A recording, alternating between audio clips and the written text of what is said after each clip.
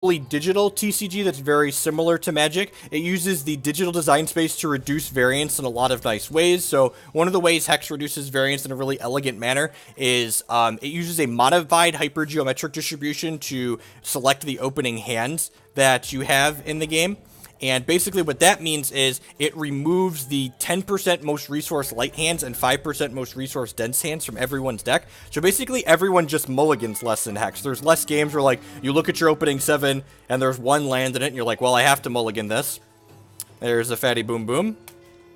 And you look at less hands, or you look at your opening 7, you're like, well, this is 6 lands, you have to mulligan it. Or like you mulligan a close 6 into a no land, you mulligan a close 7 into a no land 6.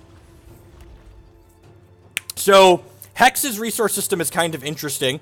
It's a little bit different than Magic, and it's less cumbersome in the way where you have to tap your thing. So, for instance, I've played one resource here, and I have one Sapphire Threshold. So when I play this Well of Cunning out, am I going to play the Well of Cunning out?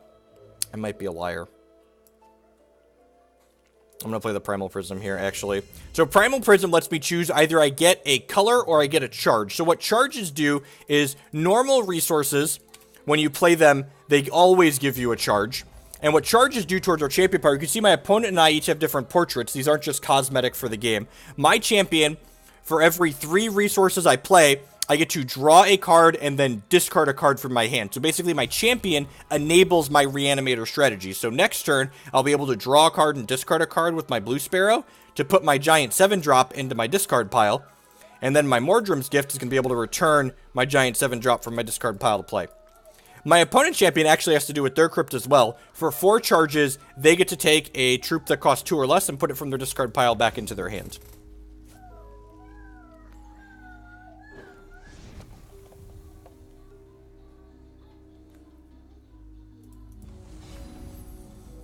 I'm actually going to wait a turn on my champion. No, I'm not going to wait because we could draw like a Heart's Whisper or something. So we'll draw and discard. Could draw an Alchemite. Sweet. So Alchemite is a 5-cost 3/6.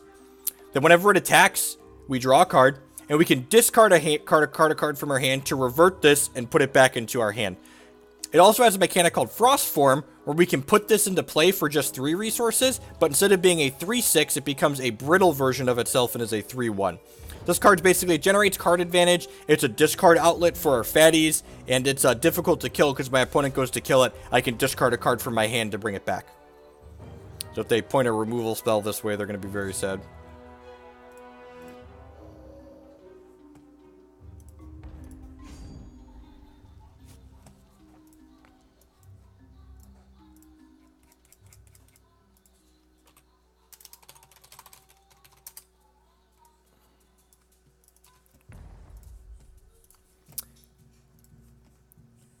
We did not. We finished 3-2. We lost to Eldrazi and we lost to Storm. Or we lost to Elves.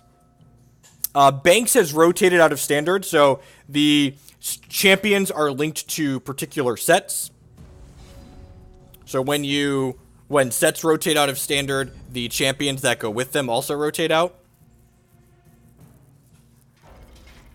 Totem Trap. Alright, well, I'm going to discard a card from my hand and return this to my hand. I'm going to discard this Runebind here.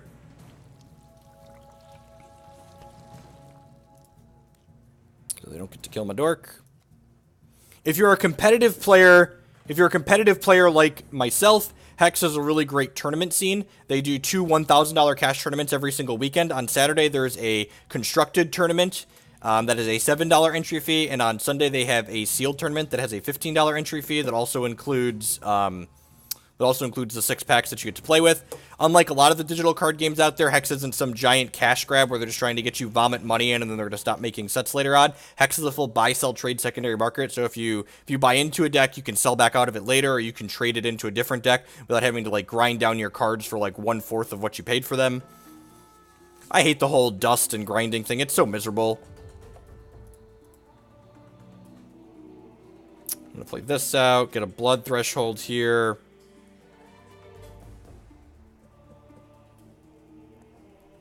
I'm just going to replay this Alchemite. Yeah, I'm just going to replay this Alchemite. I don't want to... So, the fatty I discarded here is a 5/5 with flight for 7. and when it comes into play, I get to pick a number and void every card with the chosen number. So I'm kind of waiting until my opponent commits 1 or 2 more cards to the board, and then we'll Mordrum's Gift back my Eternal Seeker and void their things that they put into play.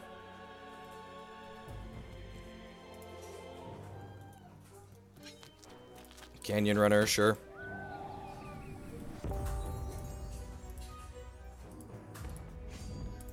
So this has Flight and Swift Strike.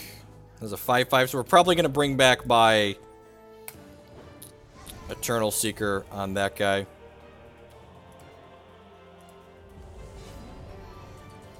So this card requires a Blood and a Wild Threshold to play, and I haven't played a Wild Threshold. What Permafrost does, though, is Permafrost, it strips the color requirements from this card. So this card is going to lose, and now it's just shardless. So what Prophecy does is, the next troop in their deck gets the socketed powers of this. So this card Fate Weaved when it came into play, and the next troop in their deck is also going to Fate Weave when it comes into play.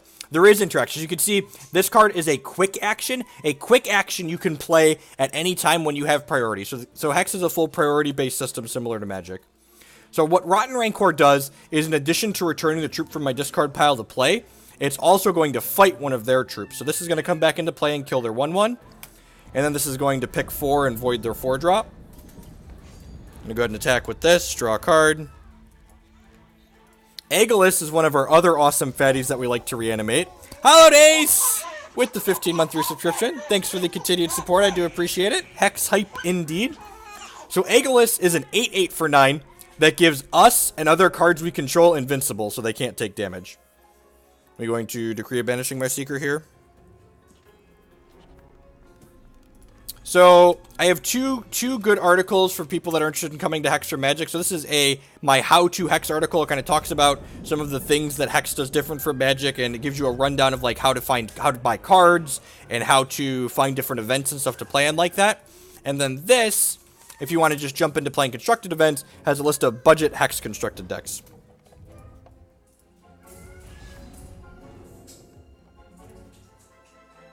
I'm going to attack with my Brittle Alchemite here.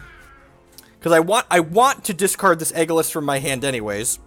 So they're going to block here, and instead of letting these trade, I'm going to discard a card to return this to my hand, put this Aegilis into my discard pile.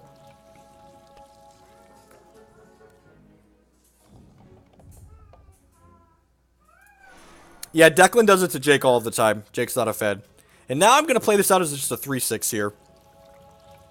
My 3/6 has reasonable sets. I don't need to put the Aegilis back into play just yet. I think I'm happy to kind of just sit here and generate card advantage. So really, while we're a combo deck with the Reanimator aspect, like sometimes we put a fatty into play early and kill them, really we're a Blood Sapphire control deck with like a Reanimator win condition plan.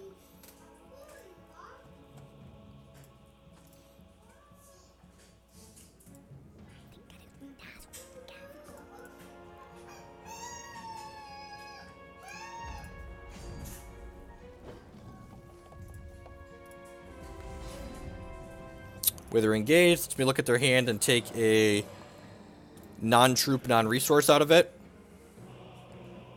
I have 2 Decrees of Banishing and a Paw of Yazukan. Okay, so I'm going to grab a Decree of Banishing. So I'm glad I didn't just aggressively reanimate my Aegilis. Attack with my Alchemite. See another card here. They can just bounce here, but I got to draw a card off of this. Which really, as a simple man who just wants to draw a bunch of cards, what more is there to life than hanging out and drawing cards with your Alchemites, really? I'm going to play out another 3/6 here.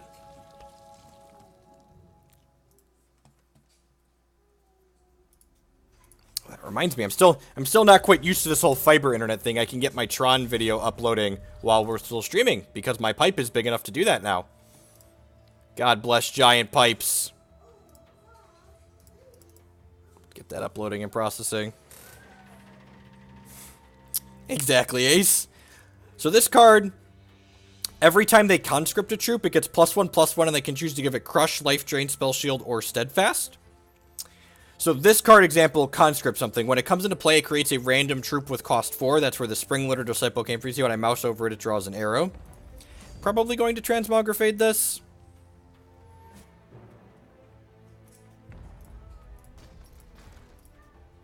Crush is trample, correct.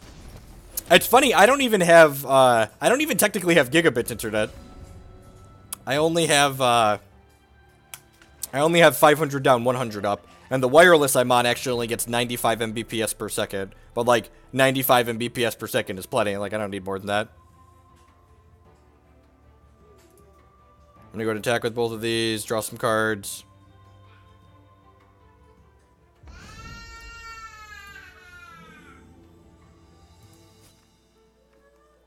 I actually think this deck's a great choice for that, Mellow.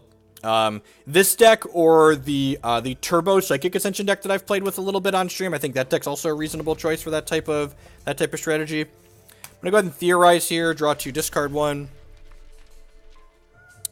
Bin this Aegilis.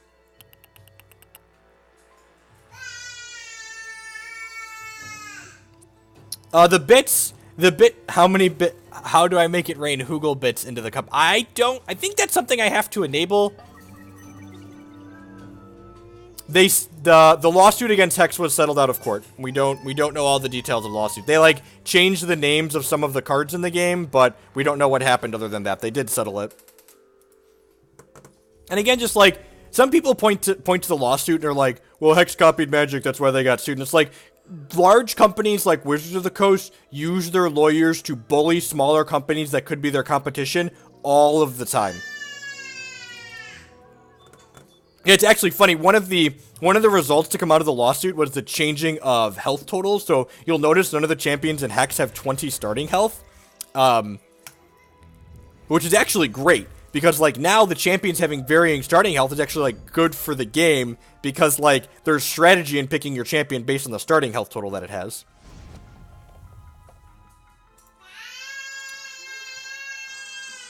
And my opponent is about to be very sad here.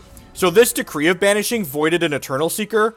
So I'm going to bring back this Eternal Seeker, and when this Eternal Seeker comes into play, it's going to void everything that costs 2, which is going to void this Decree of Banishing, which is then going to bring back the other Eternal Seeker, which is then going to void everything that costs 4. My opponent's all alone. I'm drawing 3 cards a turn now. Do do do do do do.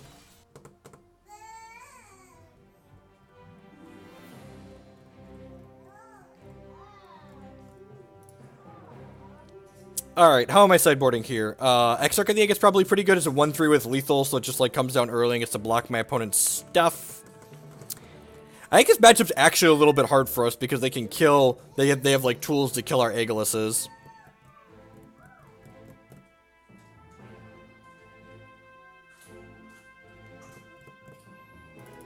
I think I'm actually going to trim down on these. Is Gargolith better? It's just a 7-8, right? So that seems pretty good.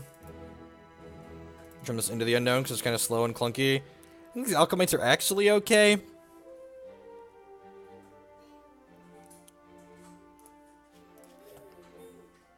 This might be a matchup where I just, like, want a Psychic Ascension.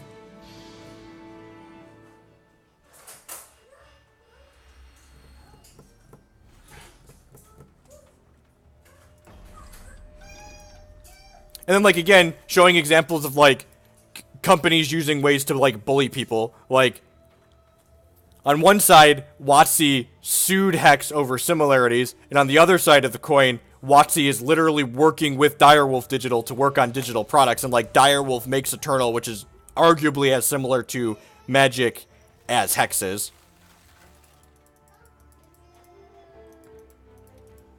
Got some severed heads for the cup. Thank you, Immortal. I appreciate it. Another resource. So these resources have a mechanic called Fate Weave. So when I play this, I get to choose between resource or non-resource, and I'm guaranteed to draw that next turn. So the top card of my deck is guaranteed going to be a non-resource now, which is excellent.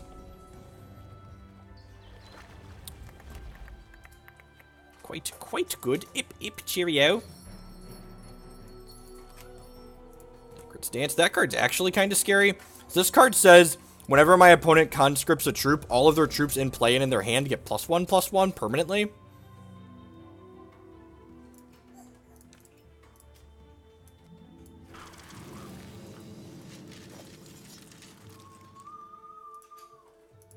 Yeah, the phases are different. They cleaned up some of the phases that Magic has that are awkward. Like, there's no draw step.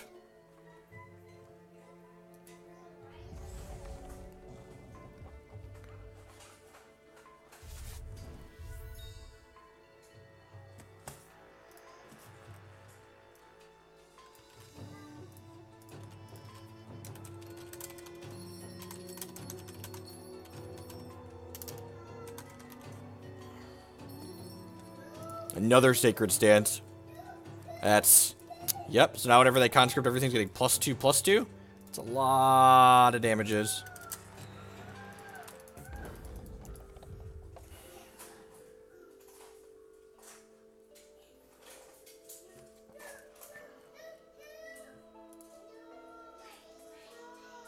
No pressure from the opponent yet. Hopefully we can find an Eternal Seeker. That's really what we're looking for here.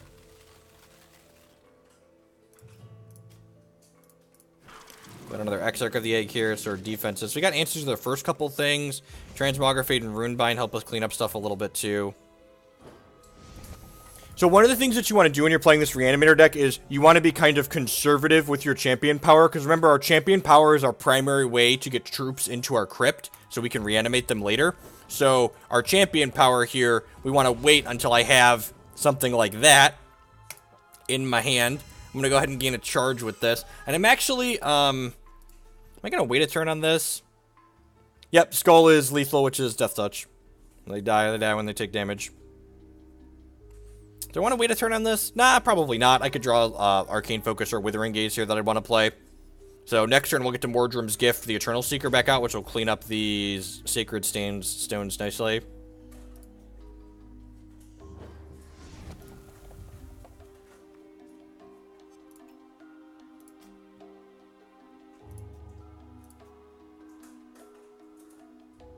Oh, yeah, good call, Immortal.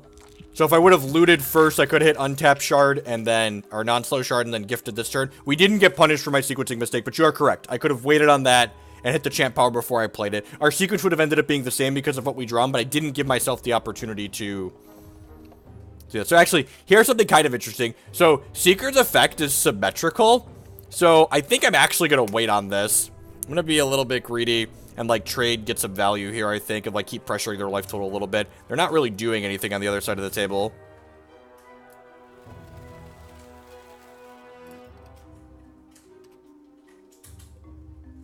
So like if I put the Seeker out, I'm actually going to void by 2 Exarchs and by Spiderling. So I think that's bad.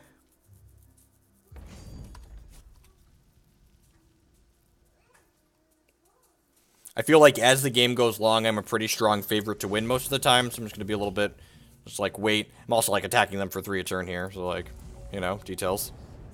Another Spider Dow. Hey, didn't 4, opponent.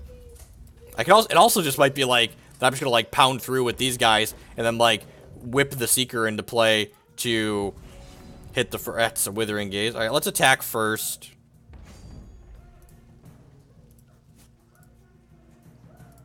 I think so. Like, I have Transmogrifade and Runebind to, like, revert whatever they stance. So, like, let's take a look at their hand and see what they have going on here. They have Grove Warden, Clash of Steel. Their hand really doesn't do anything, huh?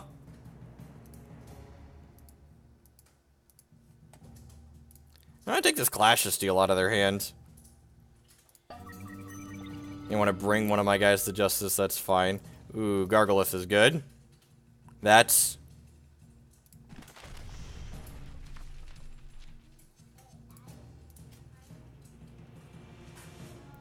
Am I going to hold up Runebind? I'm going to hold up Runebind in case they have something like a Gravebane Vial.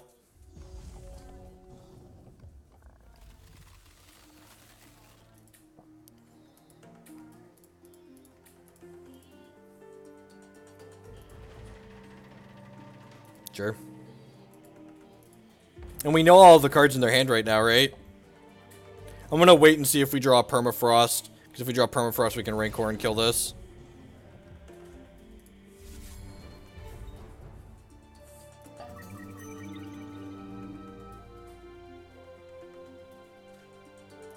Extra Seeker sounds great. And one of the other things I love about this deck, we can just cast our fatties. So, like, this Seeker, like, we're 1 resource away from just, like, paying 7 and putting this into play. Hey, go, bud. Bye. Bye.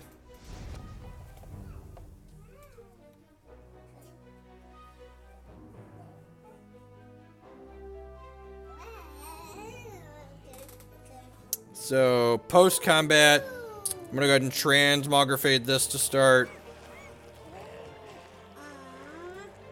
I'm going to go ahead and play this Gift on my Gargolith.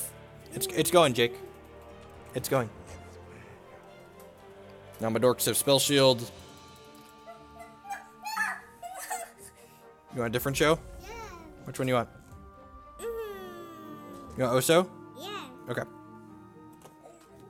Pardon me. Oso is going. Alright, and then they're dead. We're just going to go ahead and Mordrum's gift back our Seeker and get rid of their void their 5 drops.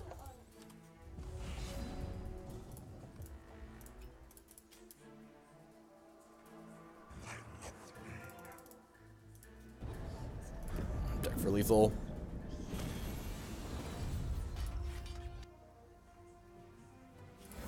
Alright, sweet.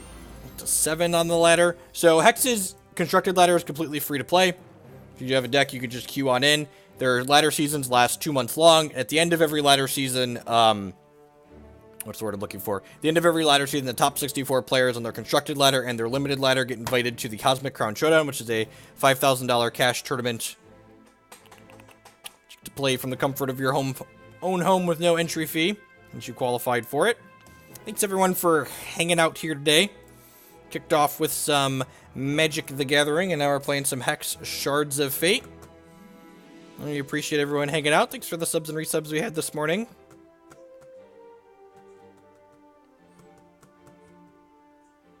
I've been playing enough trade rec decks, right? You know if I'm 7th, something is wrong.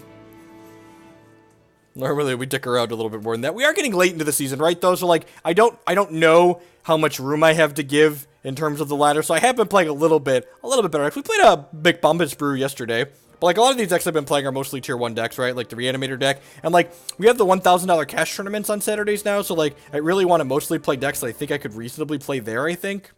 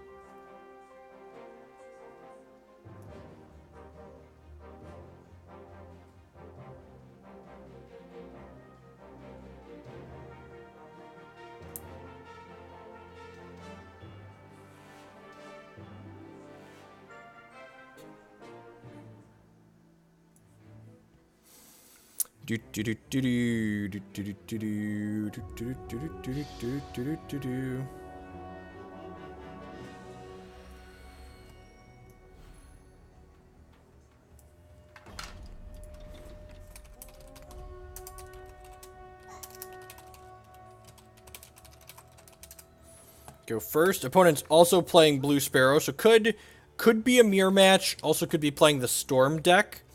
I think, regardless of what they're playing, the 2 Withering Gazes in our opening hand are about to be excellent. I'm going to go ahead and play this Blood Ice on 1 and Fate Weave a resource at the top of our deck, since we want to try and hit our first 4 to 5 resources in this deck consistently.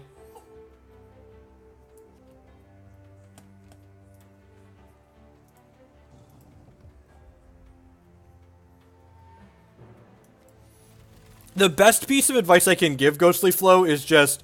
And it's subjective, right? Because like there's so many different things you can do in a TCG. If you're a constructed player like myself, honestly, I would recommend just picking up a cheap constructed deck and just playing a bunch of ladder matches. Like, once you have the deck, you can play it as much as you want, and it doesn't cost you anything, and you can relearn the format and the cards that you need to be playing around completely, completely for free, while still earning level up rewards and the ladder rewards.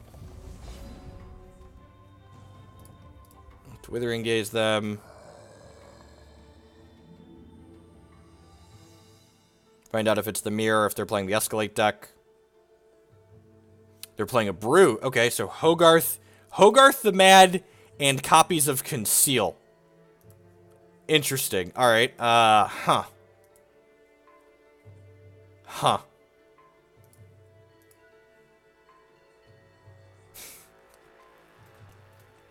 Am I taking their Conceals away here? Is that real? Yeah, God bless. Fucking limited sucks, man. It has to be, limited format has to be really good to get me interested in it. That is cute. You're not wrong. So Hogarth, when it hits us, it changes my opponent into the Hogarth Master of the Arena deck, which is like kind of good. But, like, I don't have good ways to block this either, right? Yeah, I'm just gonna take their change course and hope they brick off on resources here, I think. Grab a Sapphire with this. Next turn we can put a Brittle Alchemite into play. You can beat the Hogarth deck, you're not wrong. The Hogarth deck is not super powerful. We could also just, like, rip an Eternal Seeker, right? Oh, we already played Magic this morning. We kicked off with some Magic the Gathering. The first 2.5 hours or so of the stream was playing Magic. The archive will be up on my YouTube channel in a little while. We played some more Legacy Tron this morning. Opponent Runebound that's fine. So we'll hit a resource at some point and it'll come back as a 3/6.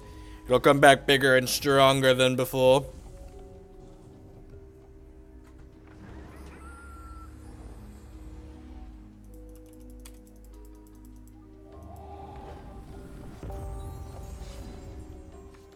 That, we drew a resource, get to recast this, and now it's going to be a 3/6 because it gets reverted. Yep, I'm going to go ahead and Withering Gaze them here.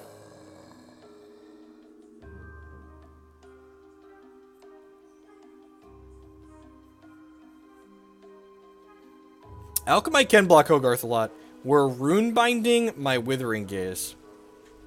What if I told you I had another Withering Gaze?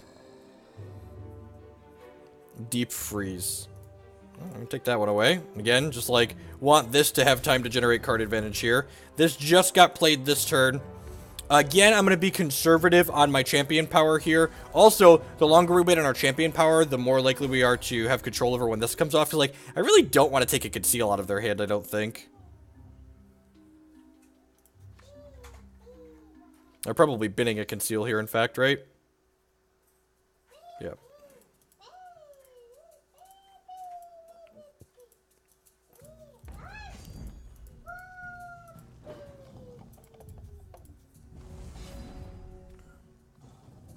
Alright, target you. See what you got. They at least have a Conceal. Alright. So they have Hogarth resource in their hand. Start generating some card advantage with this. Eternal Seeker is vulnerable. Go ahead and hit this, see what we get. I'm gonna bin this Seeker for now.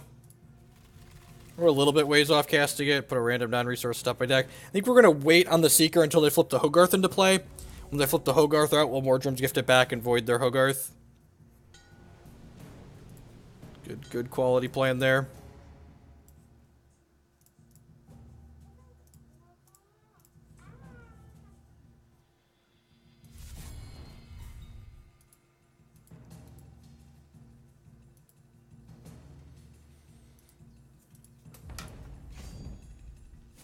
It's funny, we changed the main deck composition of the Reanimator threats that we have, so I'm playing 4 Aegilis in the main right now. We were playing 2 Aegilis, 2 Garg as a split, because, like, the ladder's been really aggressive lately, so, like, it seemed like a good idea to split them, or to put all the Aegilises in the main. Deep Freeze. That's only +1, right? So, like, why would I discard a card? So, yeah, I'm just gonna play this out, and then replay this Alchemite.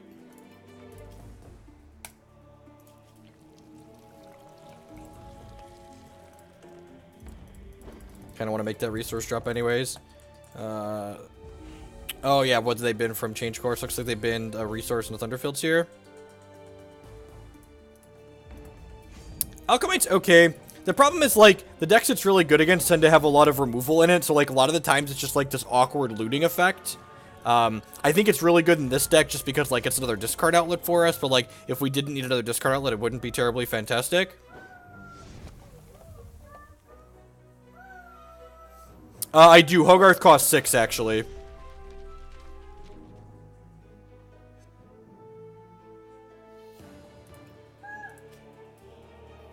Yeah, the Hogarth deck is not particularly good. Sweet. Yep. Yeah, actually, and I think what's going to be interesting is that, like, when PA rotates, I think there's going to be competition between not only Hogarth, but also Candlelight as, like, which of these two is the optimal control finisher. I think one of the key things we were doing poorly when we were playing the Hogarth deck too is like there's something to be said for making sure you have 5 charges to use Hogarth's champion activation right away when you transform into it. Why couldn't they have been Runebinds? Hi. Dad doesn't want to play the flute.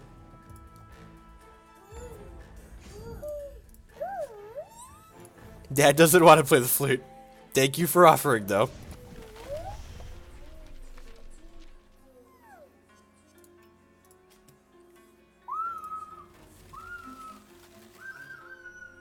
PA's in set 5, right? Yep.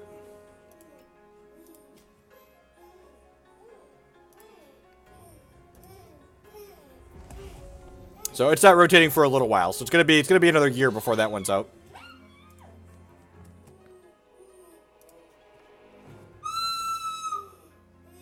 Yep, yeah, we get to enjoy Psychic Ascension for a good, clean living amount of time here. Tale of Destiny. This is the ultimate showdown of ultimate destiny. Good guys, bad guys, and explosions. As far as the eye can see, and only one will survive. I wonder who it will be. This is the ultimate showdown. Ultimate destiny.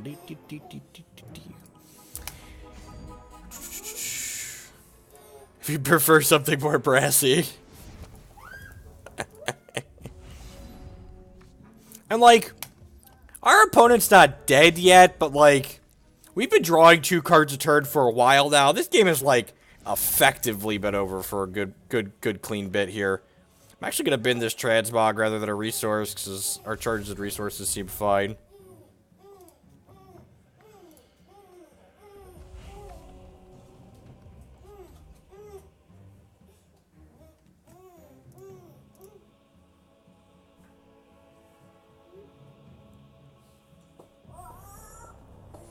Into the unknown. Alright, I'm going to discard a card and return this to my hand.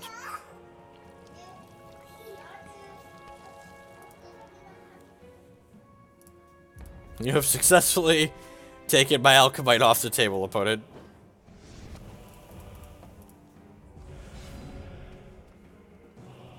Here's the Deep Freeze we discarded out of their hand earlier. I'm going to hold this, actually, in case we draw Rotten Rancor. This is probably just getting discarded to the Alchemite next time they try and interact with it.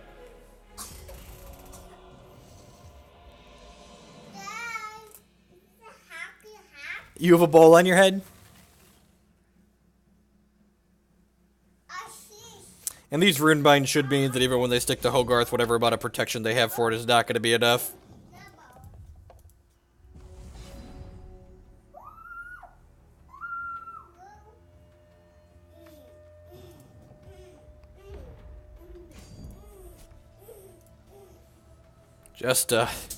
Just another Eternal Seeker. Alright, so we're gonna put a non-resource on top of my deck here.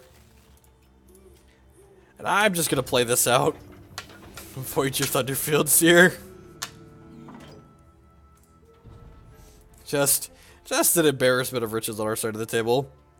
It's weird what happens when you draw 2 cards a turn.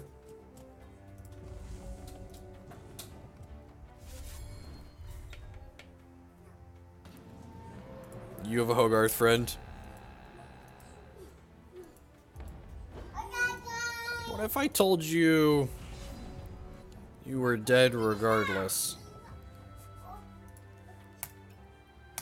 That's just the classy kill, right? Conceal my Alchemite. Use the card we took from you to kill you.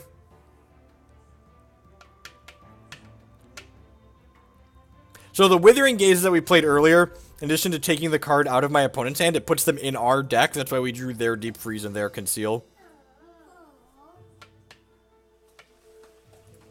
Stop it.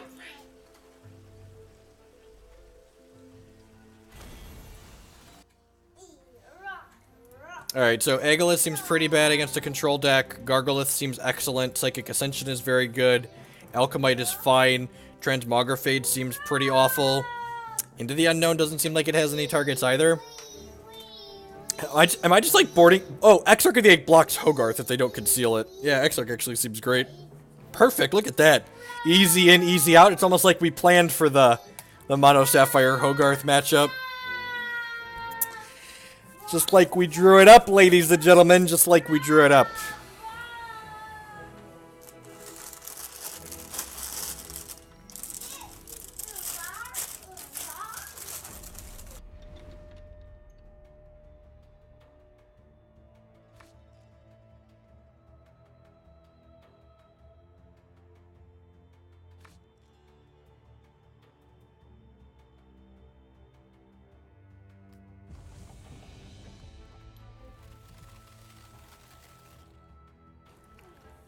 And it's pretty good. You got plenty of resources. You got a Psychic Ascension in the opener. You got threats. I don't mind drawing a Withering Gaze or two.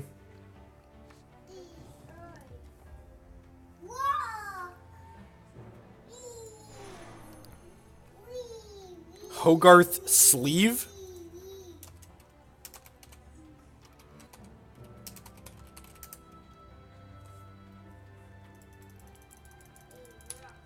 I'm gonna message the MTG bot guy.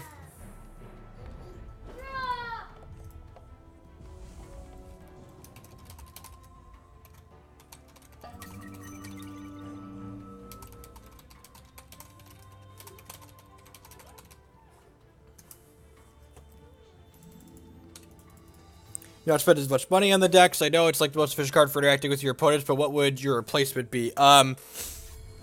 I think Evaporate is a reasonable replacement for Transmogrifade. It buys you some tempo against the faster decks in the format, while also having some utility. Evaporate is a card that it's not strictly worse than... It's not strictly worse than Transmogrifade, it just does something that's, like, kind of different.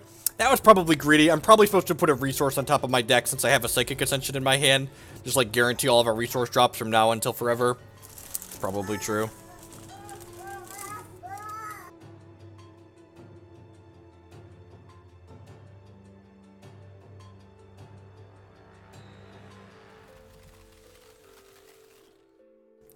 Shackling Strands is okay too, depending on what you're looking to do.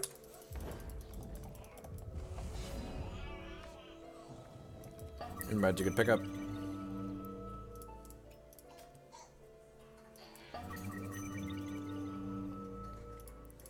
I'm just gonna chain through these these Arcane Focuses to take our Psychic Ascension down. I'm actually like looking for a resource too, so like it's not completely wasted, but ding.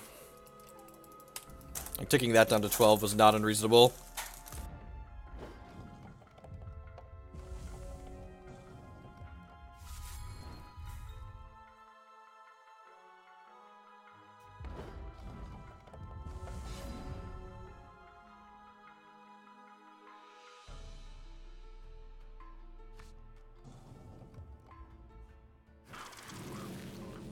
Justice, you must be new here, Ace.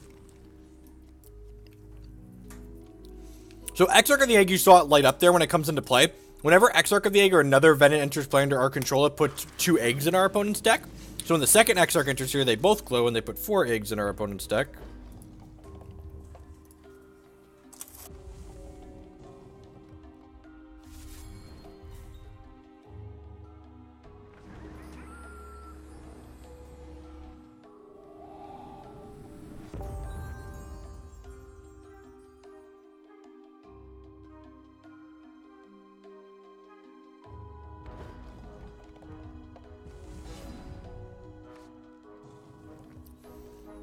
Yeah, I'll theorize here. Draw 2, bin 1.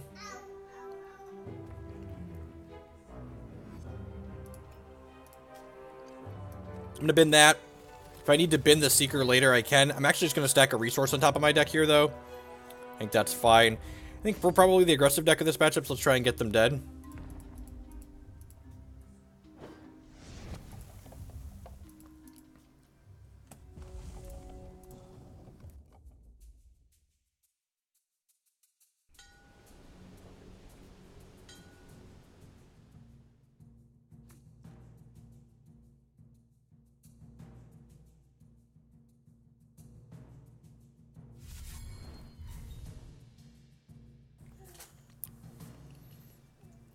I don't think so, Ace. Like, I'm not looking for anything in particular. I guess, like, a Withering Gaze wouldn't be terrible. But, like, I know I just put a resource on top of my deck, right?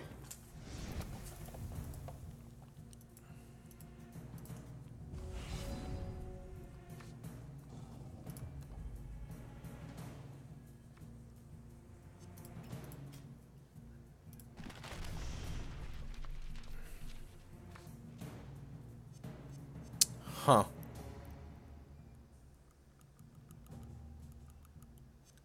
I think it's actually a resource at this point.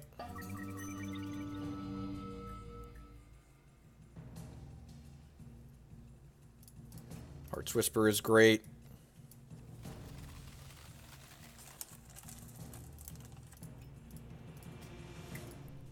Let's play this out and guarantee another shard drop here. I love when this deck gets to play the control game. We should work on this deck some more. Wow, weave into nothing. Okay, so now I feel kind of bad. I could have waited a turn on that and runebound it.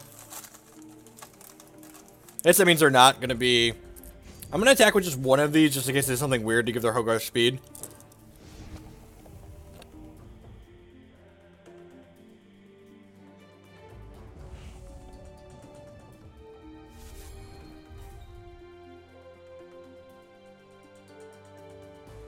Where's your bowl at, Declan? Can you get your bowl? And I'll pour you some Cheerios in your bowl.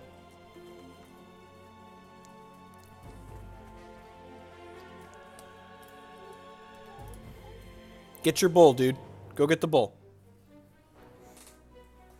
Oh, yep, there you go. There's the bowl right there. You little drunkard. Where'd your brother go? I'll be right back. I need to locate my other child.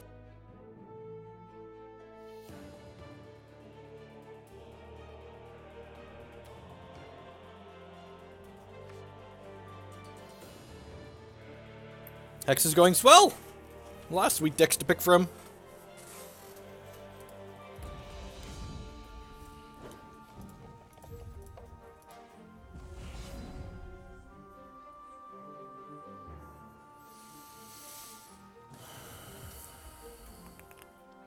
Hit this to start. Wouldn't mind binning this Gargolith.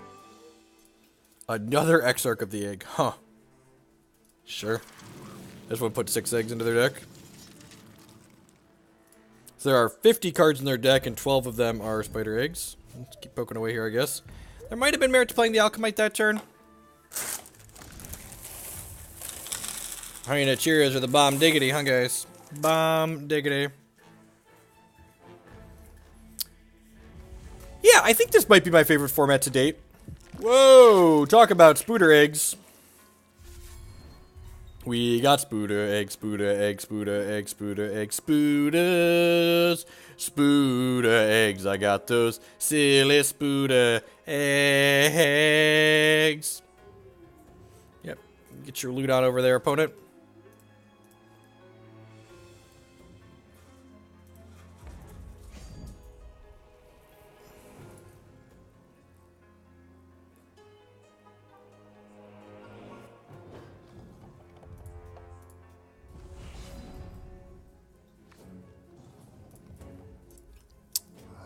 What you got over there? What you got? I think I'm gonna Runebind if they fight over this. Yeah, especially with the Fate Weave one. This also, like, pushes my Psychic Ascension down to 6, which is nice.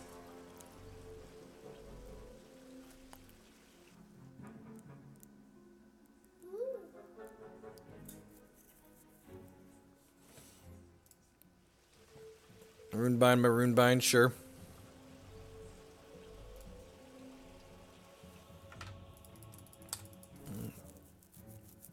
Attack with everything but an Exarch.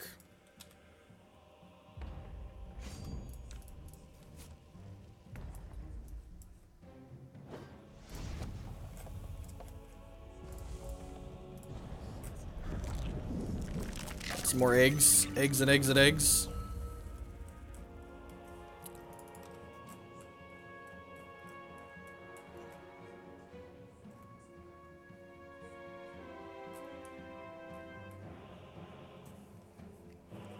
Oh, that's true. Maybe we're just supposed to put Gargolith into play. I'd buy that for $1.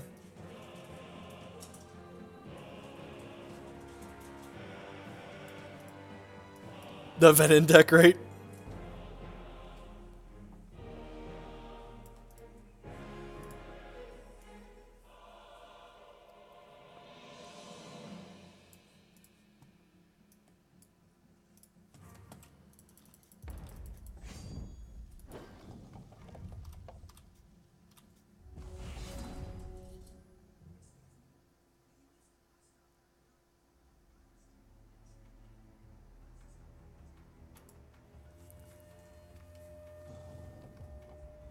Yeah, it was weird. They were both being good, so it's just like, what's going on, guys? Where are we at here? I'm just gonna have Runebind target itself here, since there's nothing meaningful for it to Runebind. Which, this is useful because this way it ticks my Psychic Ascension down a couple points.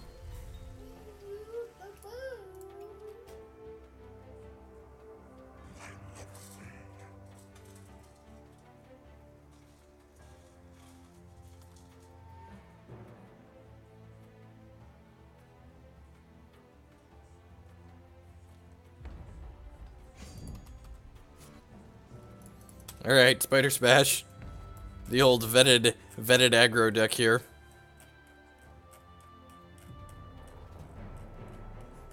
Block it into the unknown mode thing, sure.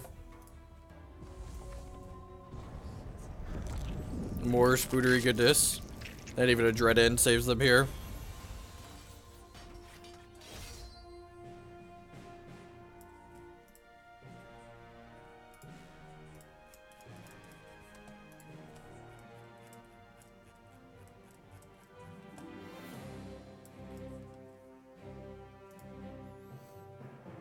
No, that's technically correct. So, the way it reads is it reverts and replays itself because we had multiple shards enter our hand. So what the game engine is doing is technically correct as the card is written. It feels awkward, but the game engine is technically following the rules. Play one more match with the Reanimator deck here, and then we'll change it up a little bit. Thanks everyone for hanging out here today while we battle some Hex Shards of Fate. Hope everyone's having a good weekend. Anyone that's going to be at Gen Con this weekend, feel free to come up and say hello. I'll be hanging out there all weekend with the wife, demoing board games and sampling food trucks. Food trucks at Gen Con, they're more than good, they're great.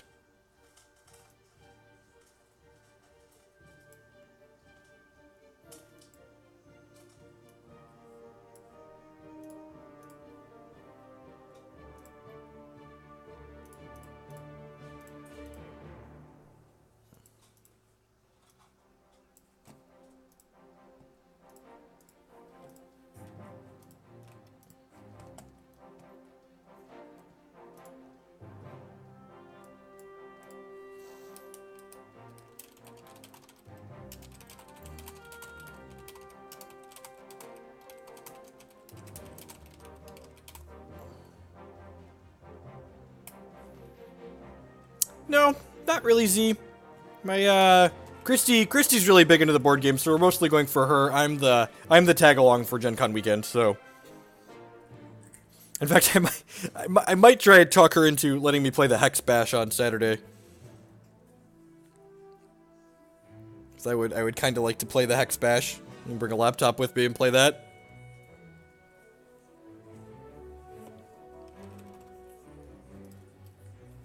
Need some more?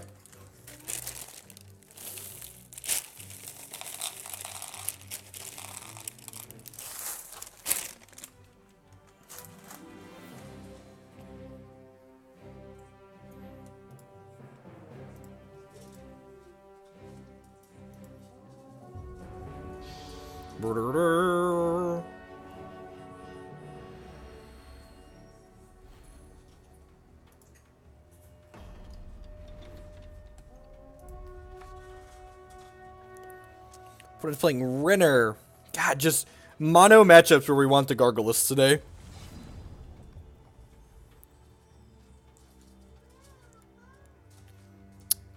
I don't know about specific games. I know she really wants the Clank promos. I'll be greedy with this and take a non-resource. We've got another Fate Weave for a resource. We've got 4 looks with these.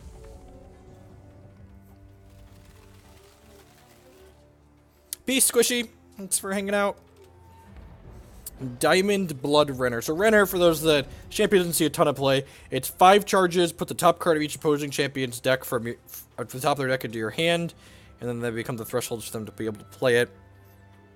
I'm going to play this Well of Cunning here, and I'm going to go ahead and hit this Theorize since we drew a fatty to discard with it. This kind of lets us make a little bit more informed decisions. Like, I found another resource here already, so that means I'm less likely to want to Fate Weave a resource with this. Although I guess I kind of need a Permafrost or a Shard Prism to play this Rotting Rancor.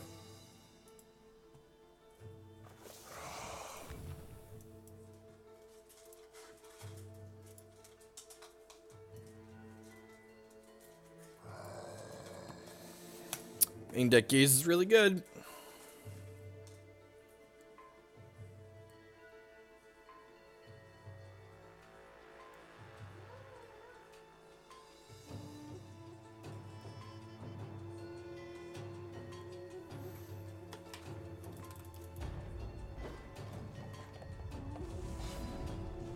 That's kind of true, isn't it?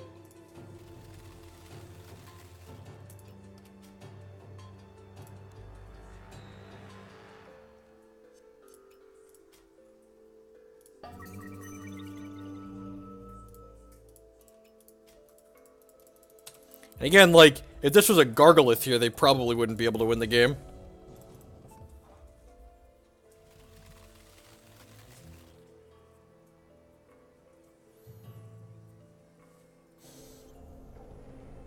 Midnight Gatherer, yep.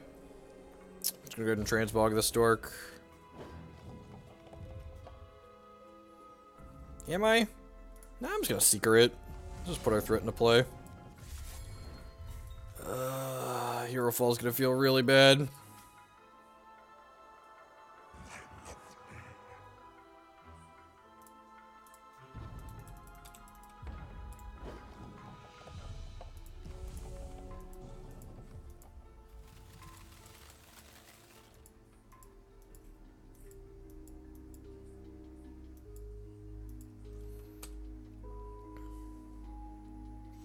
I don't know, Renner seems fine.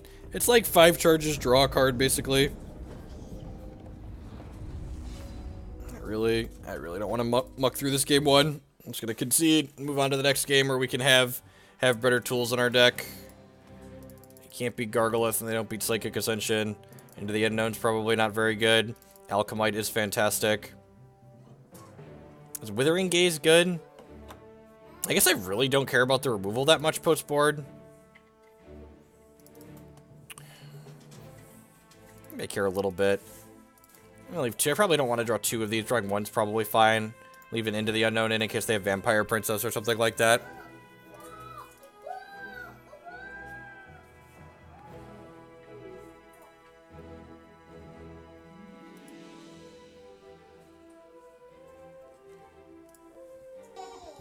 Hey, Ranter! 619 with the 2-month subscription. Thank you very much for the continued support. I do appreciate it. Welcome back. Welcome back. I'd love to go first. The double well opener, sad day. Sounds great. God, it's amazing how little you mulligan in Hex compared to Magic. It's so great. Comparing Hex to Magic is really like comparing a typewriter to a computer. It's like, what are we doing with ourselves here? Why are we still working on a typewriter? There's a computer right over there that could word process infinitely times better.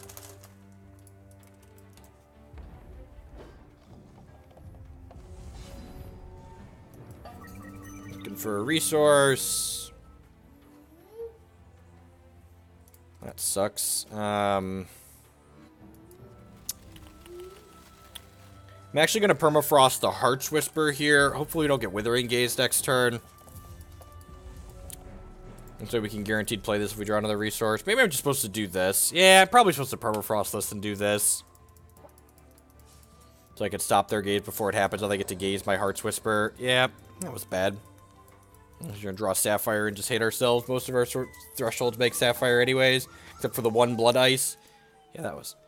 What did they took my trade? Oh, they must have a Vampire Princess then. Which is still bad for us. Like, still missequenced here. Runebind, sure, yep. And they're gonna play Princess and run us over when I could have prevented that because I could have gazed their gaze and then transmog their Princess. Oh, that doesn't play Princess this turn.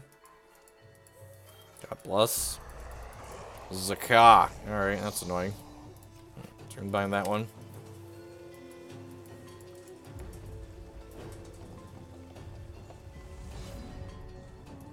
Yeah, right?